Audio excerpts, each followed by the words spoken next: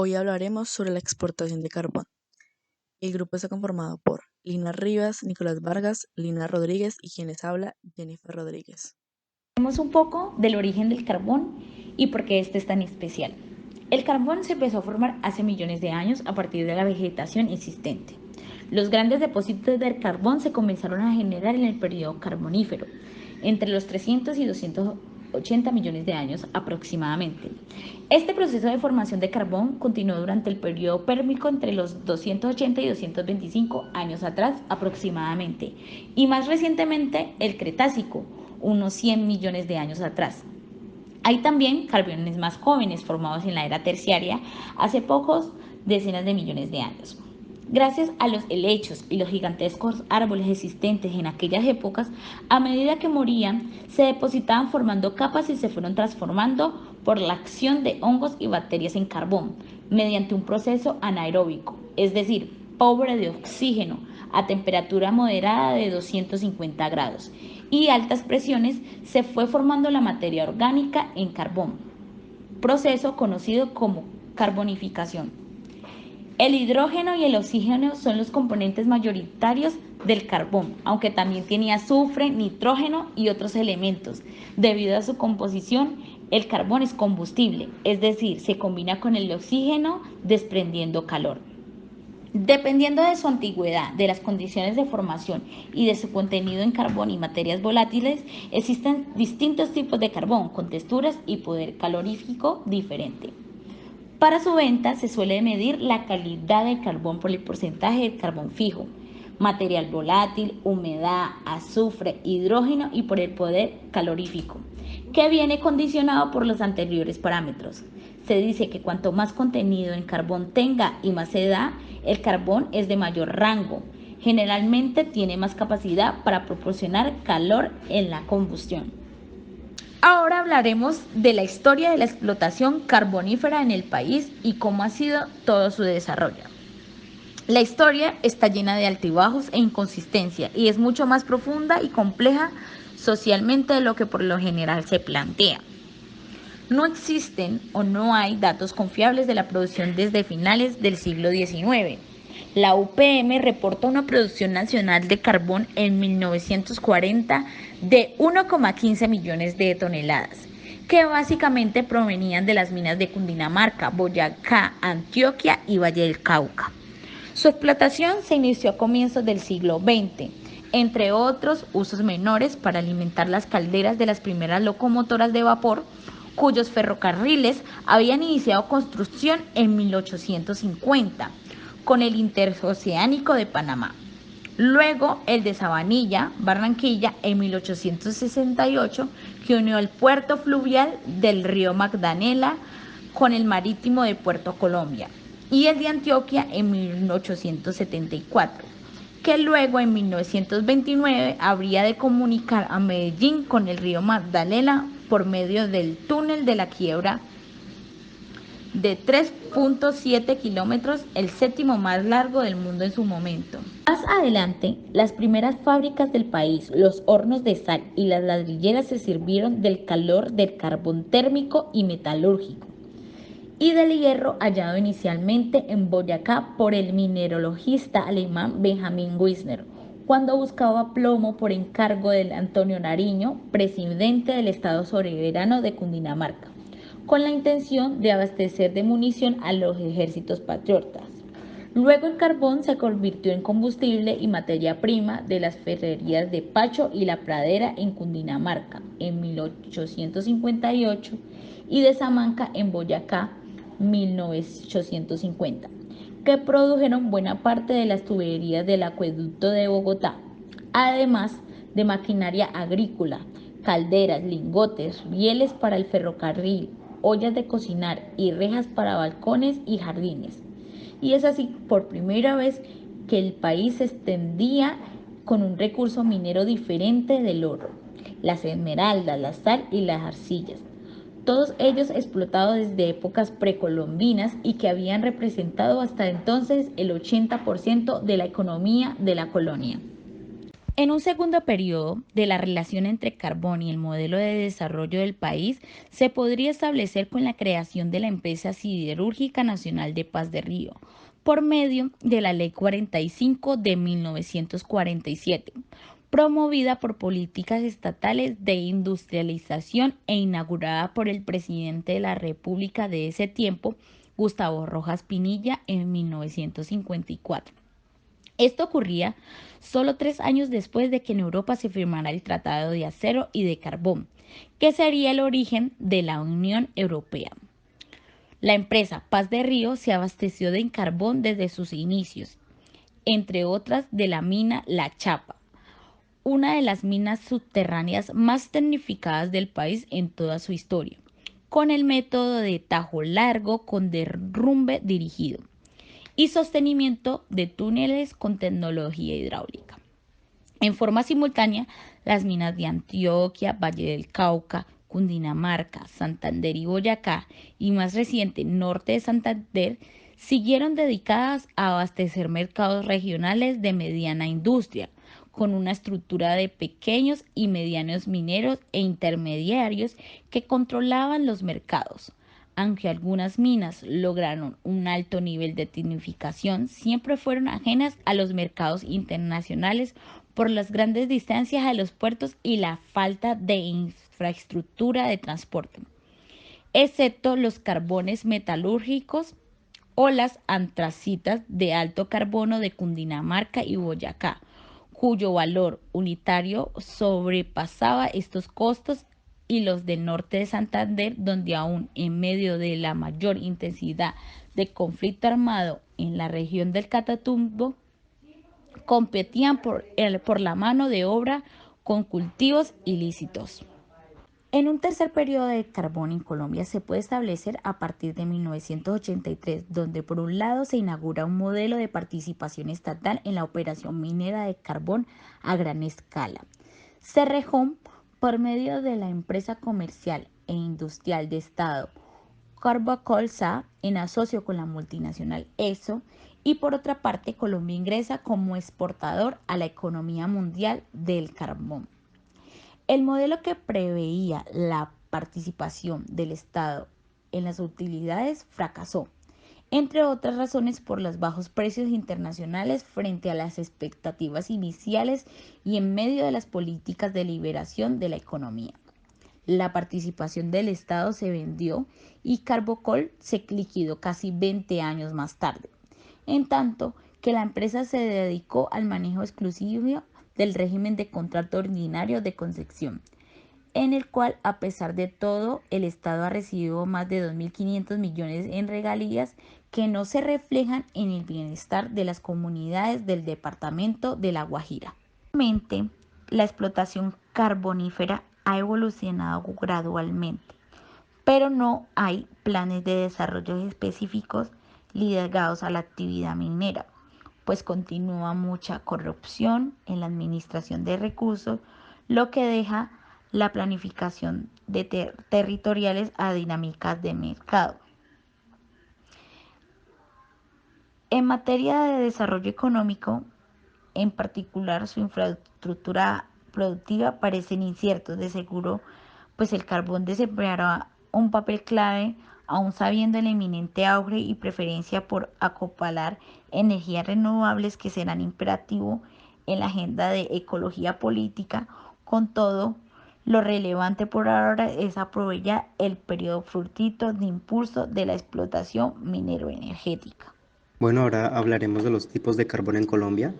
El principal es el carbón térmico, que se trata de un combustible de calidad media, es decir, entre un 60 y 75% de carbono, como una turba fosilizada, pero de calidad superior a esta.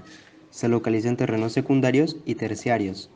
El carbón térmico tiene un alto contenido de energía y es significativo en la generación de electricidad.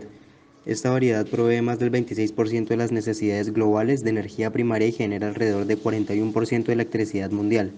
Entre mayor sea el contenido de carbón y más bajo el contenido de humedad, mayor será su contenido energético. También encontramos el carbón metalúrgico o coquizable. Es el carbón utilizado para la producción de coque metalúrgico. Este carbón es bajo en cenizas, humedad, azufre y fósforo.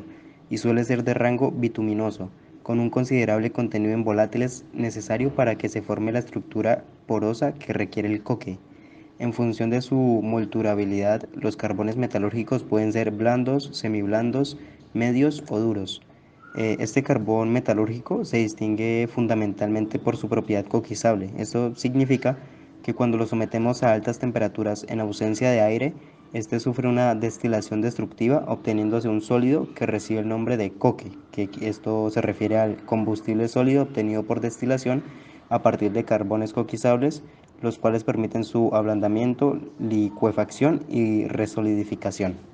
Por último, encontramos el carbón antracita, que este se define como un carbón natural de color negro brillante, tiene una textura fina y posee un 95% de carbono. Tiene un bajo contenido de sustancias volátiles y de azufre. Comparado con los otros carbonos mencionados, es el menos contaminante debido a que casi no emana humo. Las virtudes de filtración de este material permiten su uso para la regulación de la coagulación y la sedimentación. Además es un material muy duradero y resistente a altas temperaturas, ideal para tratar aguas calientes y alcalinas por no contener sílice. Ahora hablaremos de las principales zonas carboníferas del país. Primero encontramos Antioquia, que es una cuenca muy extensa dividida en 33 subzonas, entre las que sobresalen Amagá, Sopetrán y dentro de ella el sector Amagá-Venecia, la Albania. La subzona Amagá-Sopetrán se encuentra hacia el centro-sur del departamento de Antioquia y en ella poblaciones como Amagá, Fredonia, Venecia y Bolombolo.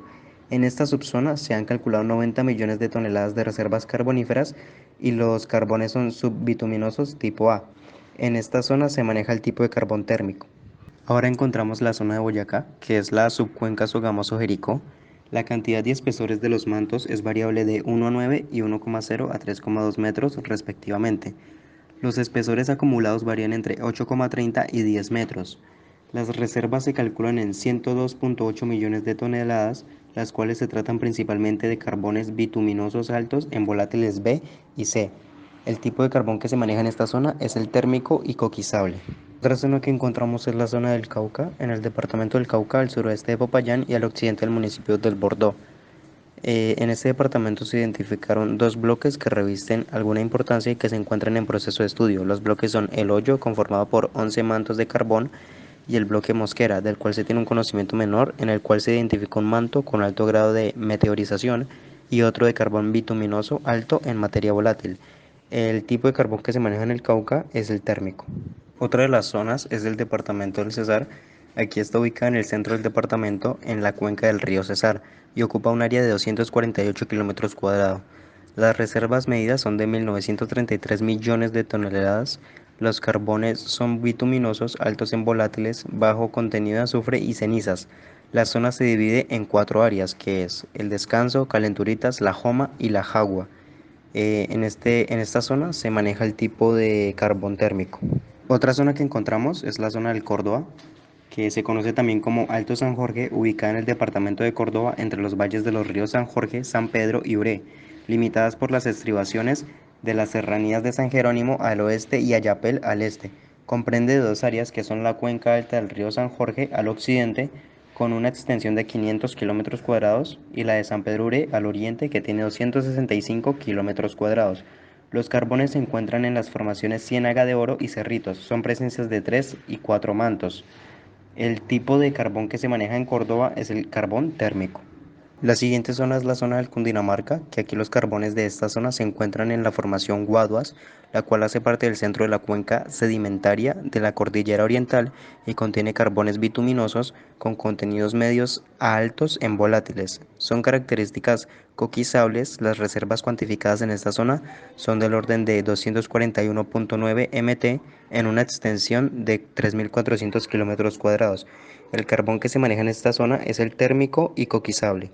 Aquí encontramos la zona de La Guajira, que se localiza en el extremo noreste del país, al sur del departamento de La Guajira, en el municipio de Barrancas, sobre la cuenca del río Ranchería. Su prolongación cubre unos 50 kilómetros desde la falla de Oca al norte hasta el municipio de Fonseca al sur, limitando al este con la serranía de Perija y al oeste con las estribaciones de la Sierra Nevada de Santa Marta. Ahora encontramos la zona del norte de Santander, que está ubicada al noreste del país, en los límites con la República de Venezuela. Es una zona bastante extensa y abarca unos 18 municipios del departamento, de la cual se destacan las áreas de Zulía, Cúcuta, Tesajero y Toledo. Las reservas en esta zona son de 68 mt. Se encuentran carbones bituminosos de contenidos medios a altos en volátiles coquizables. El carbón que se maneja en esta zona es el térmico y coquizable. Seguimos con la zona del Santander, que aquí las reservas medidas en el área de San Luis son del orden de 57,1 mt, los cuales se presentan en la formación Umir, en su parte medida y superior, con una extensión de 200 km². En esta área ocurre una intensa actividad tectónica que afecta la calidad del mineral, que varía desde subbituminosos hasta semiantracíticos. El carbón que se maneja aquí es el térmico y coquizable. Por último, la zona que encontramos es la del Valle del Cauca. Esta zona se encuentra ubicada hacia el occidente del país, sobre las estribaciones del flanco oriental de la cordillera occidental. Se prolonga el occidente del río Cauca desde Yumbo al norte hasta el Tambo, que es Cauca, al sur, con una extensión de más de 100 kilómetros de largo y 3,5 kilómetros de ancho promedio. Las reservas medidas son de 20,1 millones de toneladas. Los carbones son bituminosos con altos contenidos de cenizas. El tipo de carbón que se maneja es el térmico. Hablaré del Cerrejón, la mina de carbón más grande de Sudamérica y una de las más importantes de Colombia. La mina de carbón del Cerrejón está ubicada en la cuenca del río Ranchería, al sureste del departamento de La Guajira, al este de la Sierra Nevada de Santa Marta y al oeste de la serranía del Perijá, en la línea con la frontera con Venezuela. Las características de la mina permiten una extracción a cielo abierto y es una de las minas más grandes a cielo abierto del mundo. El yacimiento carbonífero se divide en tres zonas principales, correspondientes a el Cerrejón Zona Norte, Cerrejón Zona Central y Cerrejón Zona Sur. La mina se extiende sobre unas 69.000 hectáreas. La minería del carbón en el Cerrejón es una oportunidad integrada de minería, transporte férreo y embarque de carbón en La Guajira, departamento ubicado en el extremo noreste de Colombia. Abarca una mina a tajo abierto de carbón térmico que produce más de 32 millones de toneladas al año, con un ferrocarril de 150 kilómetros de largo. Cuenta con 562 vagones, cada uno de 90 a 110 toneladas, que la comunica a un puerto marítimo de carga directo capaz de recibir buques de hasta 180.000 toneladas de capacidad, entre otros. En junio del 2020, los abogados de la comunidad Wayuu presentaban una solicitud a la Relatoría Especial de las Naciones Unidas para que se detuvieran de inmediato el proyecto por cuestiones ambientales y derechos humanos. Entidades mineras de Colombia.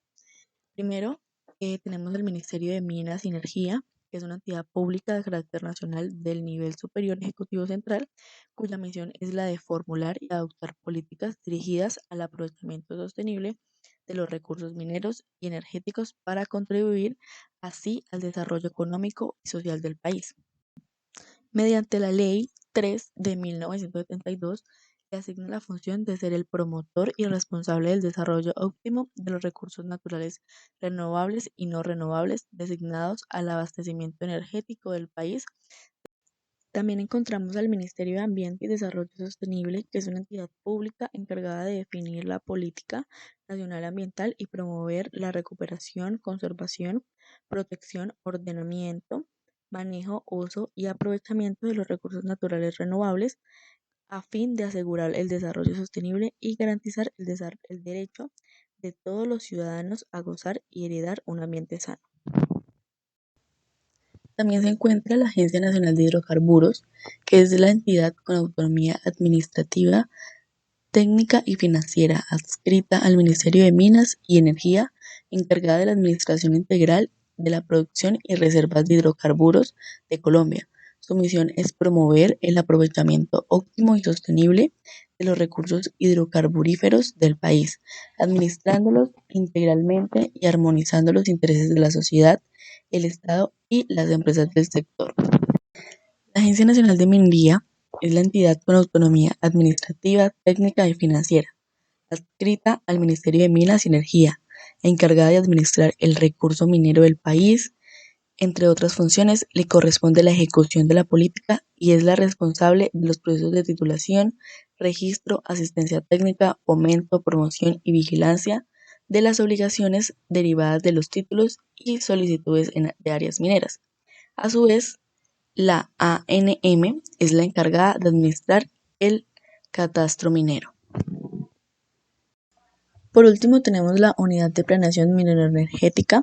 Esta es una unidad administrativa especial de orden nacional de carácter técnico adscrita al Ministerio de Minas y Energía, encargada de planear de manera integral el desarrollo minero-energético, apoyar la formulación de política pública y coordinar la información sectorial con los agentes y partes interesadas. Impacto ambiental del carbón. La extracción pues, de este mineral conlleva una serie de acciones que producen significativos impactos ambientales, pues que perduran en el tiempo más allá de la duración de las operaciones de extracción de este mismo.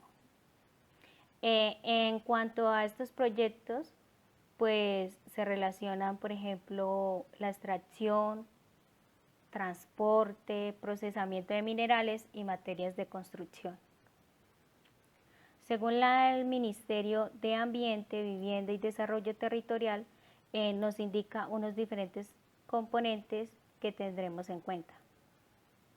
El primero es el componente biótico, que son impactos sobre ecosistemas acuáticos, lénticos, que son aguas quietas, y lóticos, que son las fluviales, dado por el aumento de la concentración de partículas en suspensión, producidos por el manejo inadecuado de residuos, alteraciones de la calidad y alteraciones o destrucción de cuerpos de agua. También se encuentra el impacto sobre ecosistemas terrestres, que es por contaminación a los ecosistemas por vertimientos químicos y el retiro de coberturas. De igual manera se encuentra impacto sobre especies de flora y fauna, pues por afectaciones de pérdida de hábitat y alteraciones de las poblaciones. El siguiente componente es el atmosférico, que es el impacto por alteraciones de las condiciones meso y microclimáticos, que se basa por la alteración de la calidad del aire, por material particulado, la emisión de gases e incrementos de niveles de ruido. El siguiente componente es el edáfico, que se basa en los suelos. En este se encuentra el impacto físico, que es la pérdida, contaminación y compactación de suelos, impactos físicos químicos, que es la contaminación de sustancias químicas, e impacto biológico y ecosistémico, que es la pérdida de biodiversidad y funciones ecosistémicas. El siguiente componente es el geofísico, se basa en los impactos sobre la interfaz suelo-subsuelo. Este es por la distribución inadecuada de residuos sólidos y líquidos, aguas superficiales y subterráneas, por calidad y cantidad de agua. El siguiente componente es el económico, que es el impacto de actividades agropecuarias por pérdida de la productividad del suelo, en el empleo por generaciones de empleo calificado y no calificado, y por pérdida de servicios ambientales como el turismo, las fuentes hídricas, entre otras. Es decir, que al momento de haber esa afectación en el suelo, pues no puede haber una producción en esa misma tierra que fue contaminada. El siguiente componente es el paisaje. En este se ven impactos en la calidad sensorial perceptual, que es por alteraciones de condiciones escénicas y contaminación visual. El siguiente componente es el sociocultural y el patrimonio histórico y arqueológico. Son impactos paisajísticos, se basan en el deterioro de tradiciones y condiciones para el turismo y el deterioro del patrimonio. El siguiente componente es de la salud pública. Este es el impacto por contaminación atmosférica, que se basa por la emisión de polvo, el incremento de las infecciones respiratorias y la enfermedad pulmonar y otras enfermedades nacidas de la contaminación de ríos, cauces y manantiales. Y por último tenemos el componente infraestructura, que es el impacto por deterioro de las vías de comunicación por tráfico pesado en un ámbito local. Un ejemplo más detallado sería la degradación de ecosistemas y paisajes en la costa norte de Colombia, principalmente en los departamentos de Cesar, el Magdalena, la Guajira y el Atlántico. También pues que al momento de la explotación de la piedra que recubre el carbón, se dejan expuestos elementos como el azufre, el fósforo y el plomo que van directamente a la tierra y a los cuerpos de agua, lo cual genera una contaminación. También podemos ver, especialmente a lo largo del río Cesar, la contaminación que hay en estas aguas superficiales por la explotación a cielo abierto del carbón.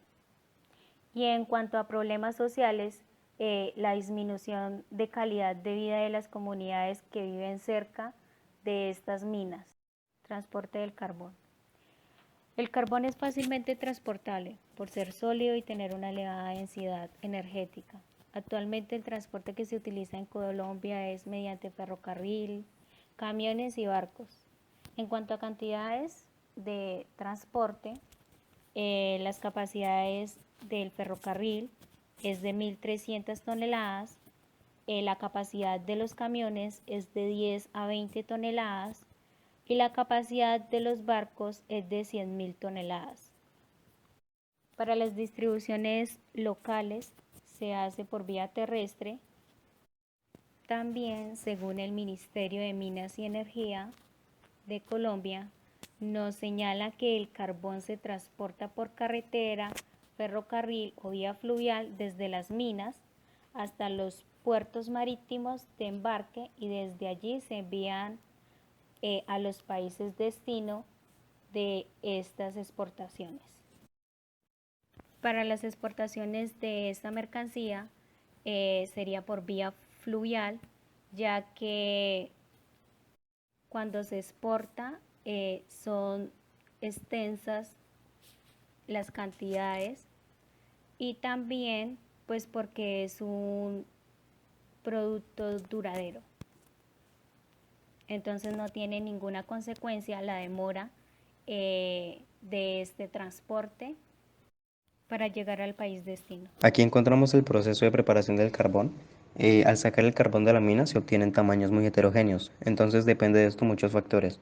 Este carbón es necesario clasificarlo por calidades y tamaños. Habrá que definir muy bien los límites de las calidades y los tamaños requeridos para la aplicación a la que se va a destinar este carbón. Es decir, se trata de hacer una clasificación lo más minuciosa posible del carbón para así darle los diferentes usos y aplicaciones que posee. El proceso de preparación del carbón incluye 7 etapas. La primera es la separación de los tipos del carbón por el aspecto del mismo. La segunda es el tamizado o clasificación por tamaño de partícula. La tercera es que es escogido a mano. La cuarta es la trituración y el quebrantamiento. El quinto es el lavado mecánico. Sexto, encontramos el secado y por último el mezclado de los carbones para así obtener el tipo de carbón que se requiere. Ahora hablaremos de las principales empresas que emplean el carbón en Colombia. Primero hablaremos de Acerías Paz del Río, que es la segunda empresa siderúrgica más grande de Colombia, propiedad del grupo empresarial brasilero Votorantim Group, creada en el año 1948 con el nombre de Empresa Siderúrgica Nacional de Paz del Río. Luego encontramos la empresa Carbones del Cerrejón Limited, que se refiere principalmente a un yacimiento o mina de carbón en el departamento de La Guajira, Colombia. Encontramos también la empresa South 32, que contiene la mina Cerro Matoso en el noroeste de Colombia. Es una de las minas de ferroníquel a cielo abierto más grandes del mundo y la mina más grande de América del Sur, que contiene la reserva de níquel más grande de Colombia. Luego nos encontramos con Drummond Ltd, que es una de las más conocidas, que está ubicada en el departamento del Cesar y se centra en la exploración, explotación y exportación del carbón. También encontramos a Grupo Prodeco, que es una filial colombiana propiedad de Glencore PLC, dedicada a la exploración, producción, transporte y exportación de carbón térmico y metalúrgico y la infraestructura relacionada que se destina a Europa, América y Asia. Encontramos también la empresa Minería Texas Colombia S.A., que tiene sede principal en Bogotá y opera en el sector de minería de minerales no metalíferos. Bueno, ya en el perfil de la mercancía escogimos el carbón térmico debido a que Colombia es el quinto exportador de carbón térmico del mundo. Su posición arancelaria es la 2701-120010 y su descripción son los combustibles minerales, aceites minerales y productos de destilación, materias bituminosas, ceras minerales, hullas, briquetas, ovoides y combustibles sólidos similares, obtenidos de la hulla. Hullas incluso pulverizadas pero sin aglomerar, hullas bituminosas y hullas térmicas. Y su unidad física se maneja en kilogramos. Documento soporte. Para la exportación del carbón encontramos 4 documentos que debemos presentar ante la DIAN y son los siguientes. El primero, consignación de regalías con la entidad Servicio Geológico Colombiano. Este es una contraprestación económica que se le paga al Estado por la explotación de los recursos minerales, pues en este caso sería por la explotación del carbón. Lo que hace el Servicio Geológico Colombiano es que fija esa tarifa que va de acuerdo a la cantidad de la cual se va a exportar. El siguiente documento es la declaración de carbón de exportación para embarque de la entidad Servicio Geológico Colombiano. Es el documento mediante el cual el exportador declara el embarque de carbón. En este documento hay información como la cantidad a exportar, el puerto que se va a utilizar a la hora de la exportación, la mina de la cual se extrajo el carbón, el precio del carbón, el valor que se pagó de regalías y otra información. El tercer documento es el visto bueno de la entidad Agencia Nacional de Minería, donde nos autoriza de que todo está bien y nos acredita también el pago de regalías previo a la exportación. Como anteriormente dije, el pago que se le hace al Estado por la explotación del carbón. El cuarto documento soporte es el visto bueno, que es de la entidad Ministerio de Minas y Energía, que también regula y lleva un control de las minas. Y conoceremos un listado de países importadores del producto seleccionado con base a datos del 2020. Encontramos que Japón, China, Corea, Taipei chino, Turquía, Alemania, Brasil, Vietnam, Ucrania, India, Pakistán, Polonia, Chile y entre otros son los países líderes en la importación de este tipo de carbón. Y siendo Japón el primero en encabezar la lista, con 160.457.502 toneladas de cantidad importada en el año 2020. En el caso del embalaje, el carbón se carga en las minas, luego es transportado hasta los puertos correspondientes o los puertos cercanos. El carbón es acopiado en un patio especialmente acondicionado para este producto. Luego se realiza su embalaje en big bags y finalmente son introducidos dentro de los contenedores. Bueno, tenemos las normas para la explotación del carbón colombiano. Para que una empresa pueda explotar cierto territorio del país con fines de extracción de carbón, esta debe ser estudiada por el Ministerio de Minas y Energía, quien es el que finalmente decide si otorga las licencias ambientales que le permitan a una compañía la explotación de carbón o cualquier otro mineral.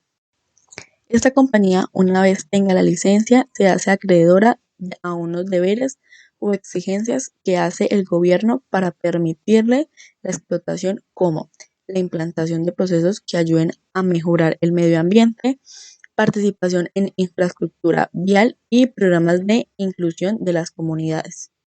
Por último, tenemos el precio internacional del carbón, que en julio del 2021 fue de $152 por tonelada.